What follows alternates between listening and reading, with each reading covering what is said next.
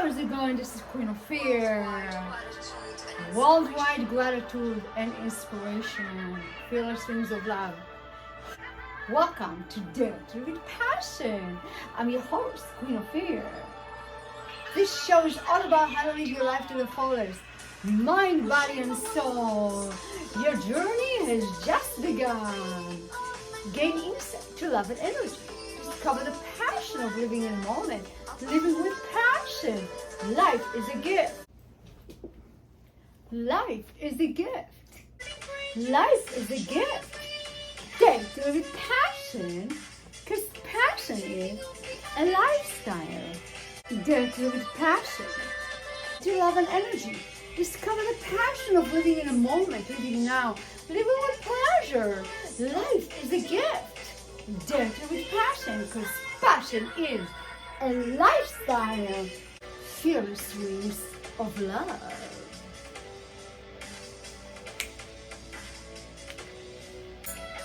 What's up, guys? Amazing new episode. We are 140th episode. Woo-hoo. Thank you. Welcome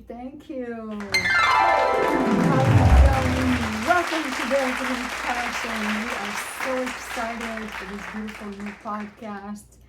And we see the world in a whole new light. So what's happening right now is now we're in a transition to the new world.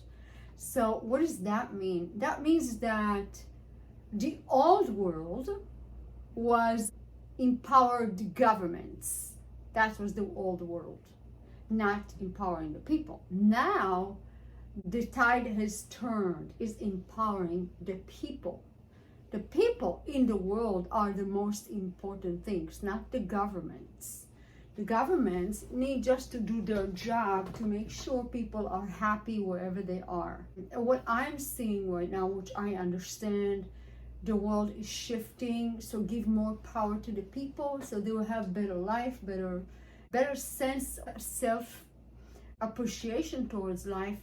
And more than anything, have a good life experience, because life is about experience. This is your life, your energy, your universe, whatever you build and you are lining up with and you building around your own life. That is your energy.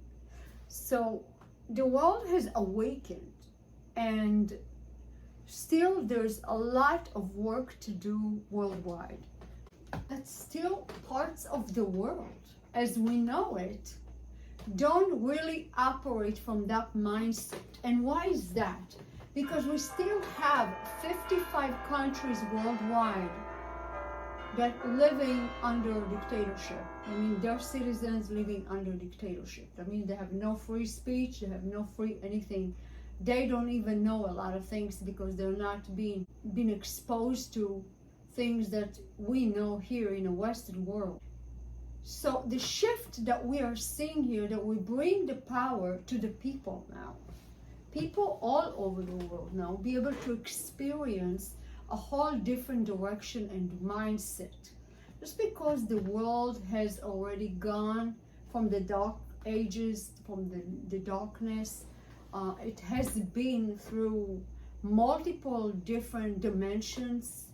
And now we are entering a new era, and it's a good thing, because we have to evolve as unified community of the world. The citizens of the world has to unify with one cause, is living with happiness. Him or for her or for them, I'm living for me, basically. Of course that I am contributing to society and doing all the wonderful things that I do, and with love, which I would like more people to feel that love. The more people I'm exposed to, the more people are going to feel my contribution and my devotion and love to the world. I hope you guys can be very in tune, because it is incredible what the world has gone through, different phases in general, not particularly humanity, but also challenges of leaderships, the new generations, What are we teaching the new generations? What are we working on? How are we evolving? As for technology, thank God we got a lot of fabulous people in the world of technology, anywhere from medicine to flying rockets. And this is really incredible. I mean, we have minds that we never even imagined that will be in our lifetime. So we're just really in a place where we are very much growing our minds. The new generation to be inspired to grow their minds too. So we're going to excel and continue grow our mission to facilitate, to live a better life and have a better life experience. Because it's all about the experience. It's not about anything but human experience. Because there's humans and trees and animals and mountains. But we are talking humans to humans, soul to soul. In a world where we have all these awesome technology and we have incredible scientists, innovatives, we also have a challenge of spirituality. So in the spiritual realm, there are different energies that kind of competing for the attention, but good versus evil. It's also, there is a mental challenge to stay on track. Our society facing a lot of clashes.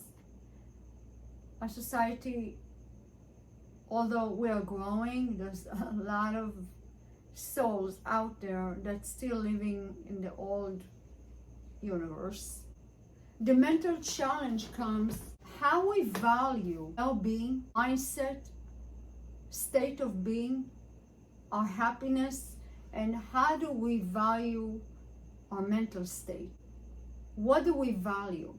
When we're talking about countries that still live on the old ways, on Stone Age maybe, their rules bypass all the natural laws, which is quite astonishing. All the universe laws completely bypass everything and just they have their own dictatorship and they decide who lives, who die, and who is doing what and how much they earn and how they live and where they live and how much money they're gonna have, and also what kind of lifestyle they're gonna have, what they're gonna know, what they're not gonna know till the rest of their lives, what their experience of life would be, or whatever that the dictators decides they have to do. But some countries are still living under, so they're all under risk of getting self-destruct because they don't evolve, because whoever raised their head, they usually get hurt.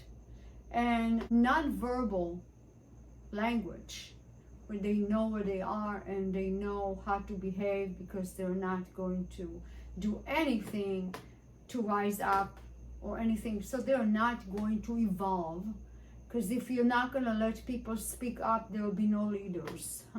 There will be no thinkers, leaders. There will only be no new generation that create anything new in the old ways for a very long time. And once they're not evolved, they just self-destruct. It's very, very low.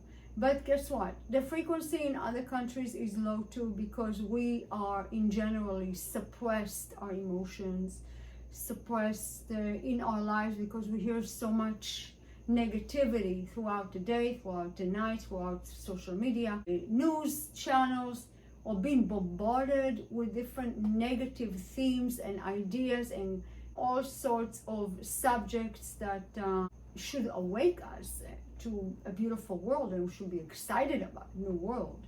There's a lot of sleeping cells that not waking up just yet, and they polarize. The system is designed in a way to keep people under control. From I understand from the psychology point of view, is that when that is designed in a certain way, it will keep people in a certain vibration mode. They do it through media, from advertising, from people paying attention to this negative energy rather than focusing on large entity, which is the majority of this universe that is so abundant and so beautiful and so amazing. This energy can overflow, but instead of that, we now are focusing on the mediocrity, promote mediocrity, unfortunately, and instead of like pushing those treasures to the masses and promote them, like people that are doing great things in the world, or scientists that are trying to solve problems that we for ages try to solve, and all of a sudden those guys don't exist anymore because nobody knows where they are. They came up with something amazing. We don't even hear about it because they've been shut down. And also people who trying to change the face of our society been shut down. You know, great spirits always encounter opposition from mediocre minds, and that's what the famous quote by Einstein. We promote mediocrity, which is a very sad thing. If you think that's the mainstream mediocrity, then you're going to have a generation of mediocre, not going to be excelling in anything because they don't promote excellent. You have to think this way. Anyone that come up with amazing invention is a national treasure, or I have to say international treasure, because that can affect worldwide and they can do magic worldwide. It's not a place or space, you know, it's all collapsed space, time, and with energy. With the right energy, you collapse everything. It doesn't really matter what year or what things can be relevant from 30 years ago. It don't matter really.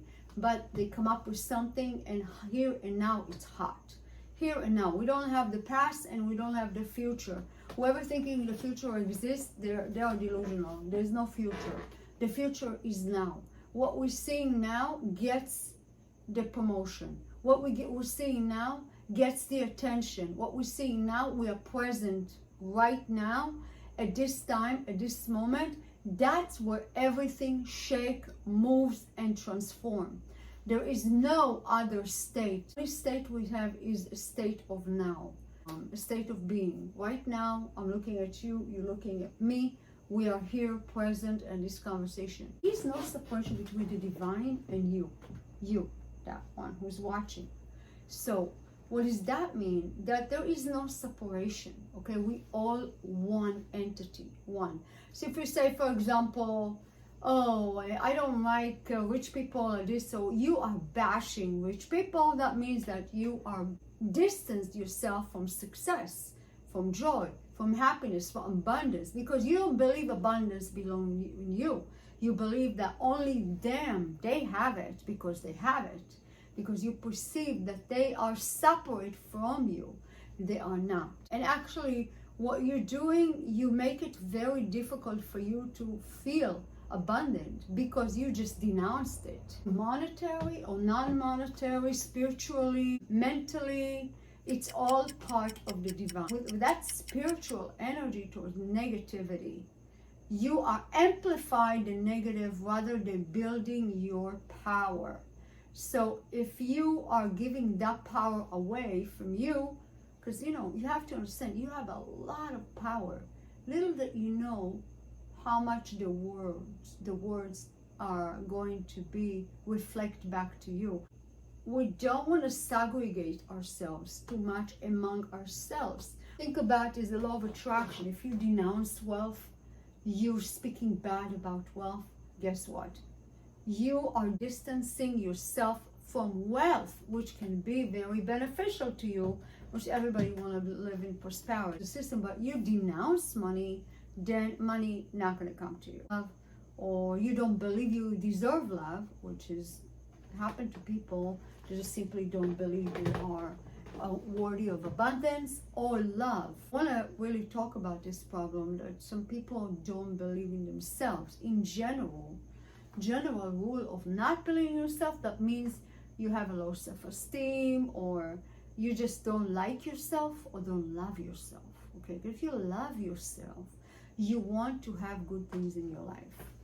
If you love yourself, you want to grow, you want to achieve, and you want to believe in yourself more and more. With ginger, it's delicious.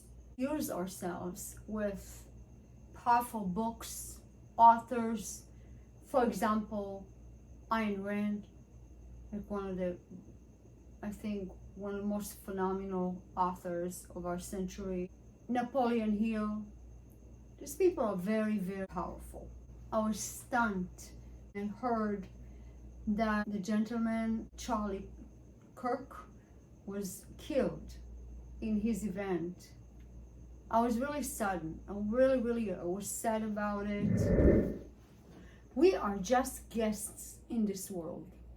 We don't have the right to take out anyone unless, they killed someone, then, give them penalty. Some countries do that. The fact that someone young, energetic, that put all his mind, all his heart, all his soul to develop such a beautiful community of people who want the best for this country, who are the future, the promised future of this country, and he gets killed for absolutely no reason, like zero reason to kill someone. A man that built an empire to defend the human integrity, especially the American integrity, the American spirit, and revive that energy within the youth of this country. There are still millions of people living under cognitive dissonance. They hear something, they know it's not true, but they're just gonna believe in it anyway. They just don't want to fight for the truth, because the truth takes some work to do. Listen, trying to figure things out and make sense, and the mind is very weak. There's no reason on earth to harm anyone. For many generations show the fact that there are always two rivals. The one that seek to empower the world in a way when they're going to bring back the power to the people and make the generation wonderful and great and enhance social structure, enhance living, medicine, and enhance is one of them, in technology. And then you got the other party, the other part of the equation that seek to destroy and dismantle anything good. So this is where you have the imbalance of power. So there's always one takes over, the other one fails, and they strive to grow. Once they get there, the other fails, and then on, and then we're just living through it. It's just the matrix, I guess, that's what it is. Balance of power never shifted in a way where it completely dismantled the negative cycle. It always comes back and repeats itself. Why do I have to say sorry? It was a tiny thing. Saying sorry shows you care even when the oops was mini. But what if it wasn't that bad? Then say it fast before it turns into a full boss level drama. What if I just say my bad and walk away? Then your apology just took a nap. Wake it up with real words.